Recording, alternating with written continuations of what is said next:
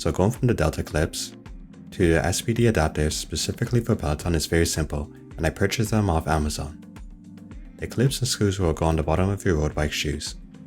I removed the Peloton cover off the pedal with the Allen wrench keys. It's important that the spring tension is facing the opposite direction of the front disc, and that's the entire process done. If you made it this far, make sure to like, subscribe, and share. It'll help the channel grow and allow me to produce more content that you'll enjoy. A higher pedal spring tension will provide a more secure connection between your cleat and the SPD pedal. This ensures maximum power transfer and a locked-in feel for aggressive and explosive riding. A lower SPD spring tension still provides a connected feel between the rider and bike, but allows for easier disengagement with less effort.